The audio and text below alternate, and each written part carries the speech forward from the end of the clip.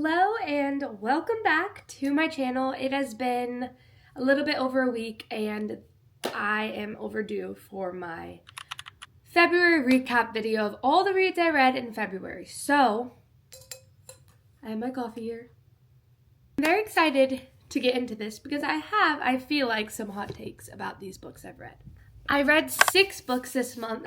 These are 4 of them. 2 of them I gave one to my sister to borrow, and then one of them I don't even know where it went, and I think I plan to get rid of it and rehaul it. So these are what I have, but I'm going to review all of them and give you the details, what I think honestly about each of the books. I don't even know what order I read these in, honestly. I feel like it's been too long. It's already March 11th, but I'm going to review this book, The Very Secret Society of Irregular Witches by Sangu Mandana, I believe. I gave this book a 3-star. The reason I gave this book a 3-star was because it just didn't do much for me, but it wasn't like a horrible book. But I just heard so much hype. This is a cozy fantasy book about a girl who is a witch in a society where witches are hidden, very secret society, and she is kind of like on TikTok almost, which I didn't like that. I felt like weird reading about our day and age. I don't know, to that degree, like where she's YouTube famous or whatever. And she basically gets a DM from somebody offering to pay her for her to be a live-in nanny of some sorts, teaching kids magic of these 3 witches who are little girls and they're fostered. And she was fostered, so she relates to them, but she's also like, is this real? So she goes and checks it out and realizes, obviously, this is a real witch's environment and she can be clean about who she is and all this stuff. But then there's romance between the people on the farm, kind of where she lives, and it's a sweet, cozy romance of... Okay, guys, my lighting thing just went out. Okay, I fixed the lighting, but basically, this is just a cozy romance, and I heard so much hype about it, but I honestly found myself bored a couple times. Not as bored as some of these books I'm going to get into. So I just gave it a 3-star. It didn't do much for me, but it was a sweet story. And yeah, if you love like a cozy book that doesn't have like a crazy plot, then this book you might really like. But I think I've been craving like a thick plot, and this just didn't do me much of favors. Next up, I read Of Literature and Lattes by Catherine Ray. This book was a book my sister gifted me from a book sale, and I actually liked it okay. It was not my favorite book of the month, but it also was not my least favorite book of the month. I rated it a 3 stars yet again. This follows Alyssa, who moves back to her hometown in kind of like a crisis in her life where her job is under FBI investigation. She doesn't work there anymore, but she's like worried about her own like self in this situation because she doesn't know if she's going to be interviewed or like taken to jail because of this big company and corporation she's been a part of that was doing bad things basically. And so she moves back to her hometown, a small town, and she doesn't really want to be there. She has some drama with her parents. They got divorced recently, but now they're kind of getting back together, and she's just like not happy about it, doesn't want to live with either of them, but she's kind of stuck. She's hit rock bottom, and she can't make the choice for herself. She has to go live with her mom, who she has not talked to in a while. And when she goes there, she meets, who is it? Jeremy, who has just started a coffee shop. And he started it in this town thinking like it would be booming because the coffee shop he renovated was like not very nice and everything. And that shop was doing great. So he's like, this trendy shop I'm making is going to do great.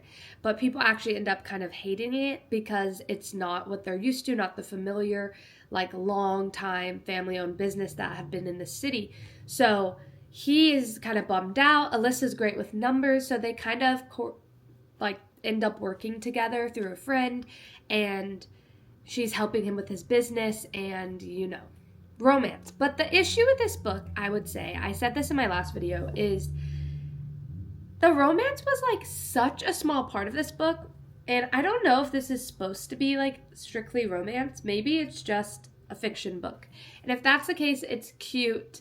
There's a lot of resolution, redemption in it. But I was like wanting a romantic book, and the romance part, like I did not care about the couple. I was not fighting for them, rooting for them. I didn't really care. So if you're looking for like a good romantic book, no. But if you're looking for like an easy read that is small town and like redemptive story, all that, then maybe, I don't know. 3-star, that's that. Next up, I read Spark of the Everflame by Penn Cole. This book is the first of a series. I rated this book a 4-star. Oh, this book follows a girl named Diem. I don't know, but she is basically immortal in this society of descendants, and basically they are humans who are part gods, basically. And they have powers and they live a long time, and then the mortals are just there. But she's a healer, so she goes and is able to heal people, and basically her mom disappears one day and she's like, where is she? And she starts to find out these things, how her mom was collaborating with the descended, and she doesn't know her father. Her father is not her true birth father, so there's a lot of mystery there. There's a romance in this book, which is kind of good because she's like falling for the prince of the certain area that she lives in, and it's a really good book, and I can see how there's so much potential, but I couldn't give this a 5-star because there were times where I was not that into the story. But towards the end, you just start finding out more and more. She kind of has I think it's her, is it her boyfriend? Or her friend? She has a male relationship. I'm pretty sure it's her boyfriend, guys. I haven't read this in a while, and I am almost done with Fourth Wing, so my brain is just in Beskayeth. But it kind of reminds me of Dane and Violet, how he's trying to keep her down. Basically, the character she'd been dating, I think, was just holding her back and wanting her to be a part of the revolution against the Descended, but then she's falling in love with the Descended. So she also thinks, is she a Descended? Because the Descended have light eyes in this society, and she has no color in her eye, and she also has no color hair, which is the mortals have brown hair, brown eyes. So there's a lot of mystery to her. Why does she have certain abilities that she has, certain healing powers that she has? And so I can see where this is going, and I can see how it's good. My sister read the next book and said it was really good. So I give this a 4-star. Definitely one of my favorite, probably the favorite book I read of the month, because this reading month was not the best. Then Emily Wilde's Encyclopedia of Fairies by Heather Fawcett. This is a trilogy, I believe, and it is about Emily Wilde, who is basically a scholar who researches the fairies in the fairy kingdoms and is trying to write an encyclopedia on them because they're very unknown, undiscovered, and she goes into the areas and talks to them and gets to see hidden things and basically research them so you're basically in her diary throughout this story of what she's seeing, experiencing throughout the day. She has her academic rival, you could say, Wendell Bambleby, who comes and is he tries to take credit almost, but she also likes him and has feelings for him, I feel, and he has feelings for her, so they get romantic, but it's also very enemies to lover. Well, not enemies, but what's the word? Perceived enemies to lovers, and they're colleagues, and it's just I don't know, and she's always assumed he's a fairy, really secretly. There's hidden things with him. And then all this crazy stuff starts happening with her and the local fairies that she's discovering. She gets stuck in their world, and it's just very magical, very fantasy. If you like that type of thing, it is a cozy read. It's not very violent, I would say, and there's a sweet romance, and then you're just reading her journal entries, so it kind of feels like you're curled up by the fireplace reading someone's journal entries. But I was bored throughout this book, and a lot of it almost went over my head because I don't know much about like fairy worlds, and I feel like you have to have read similar books to like really grasp this story. So maybe I'm just not, I'm like not the person to be rating this book. But I believe, let's see what I gave it. I gave it a 2-star because it's just like something I could not get into really, and I was confused and just so eager for it to be over. And I hate to say it because I know so many people love this book, but it just did not do it for me. And I don't think I'm going to be continuing the series, unfortunately. Sisters Behaving Badly by Maddie Please. This book was a 3 out of 5 stars, which honestly, now that I think about it, I think I'm going to give it a 2 out of 5 stars. I'm changing it. 2 out of 5 stars because it was, once again, another boring read. It follows 2 sisters who don't have a good relationship anymore. They're older and their aunt dies, and they basically, like when she dies, receive her house, and they're going to renovate it and all this stuff in France, and they're from England, and they have to be together for it because they both have rights to this house. And basically it's like their relationship's being redeemed, but also there's romance.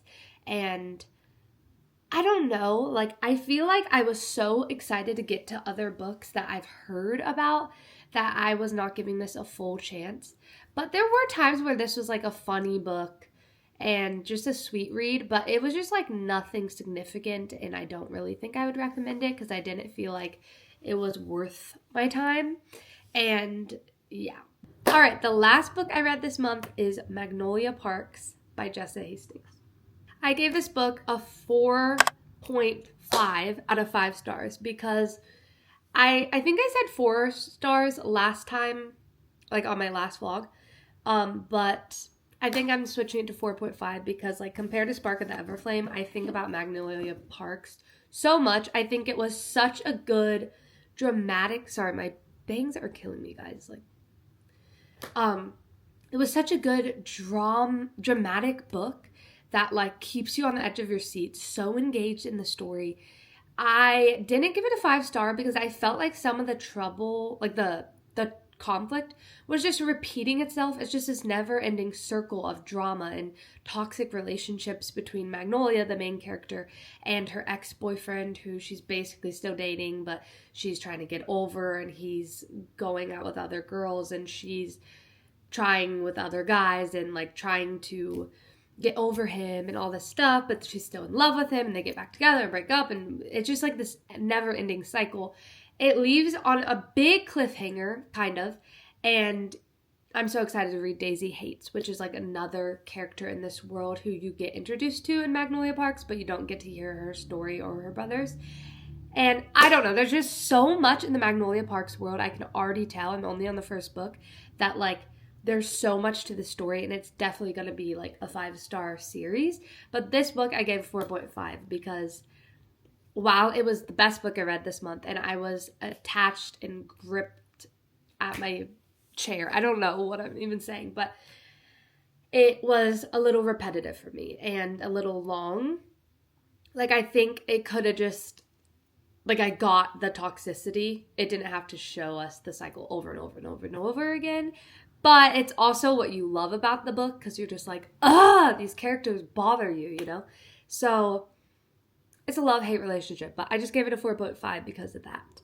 And I cannot wait to get to my next books for the month. I am still only on fourth wing to give you a glimpse into my reading month of March, and it is March 11th, and I'm supposed to read 7 books. So I'm quite behind, but I'm taking my time because last month I kind of felt like in February, like I need to read these books and get through them and rate them and all this stuff, but I'm just like, I want to enjoy my books. I'm not trying to like be anything I'm not. I'm just going to try to read my books, share about them.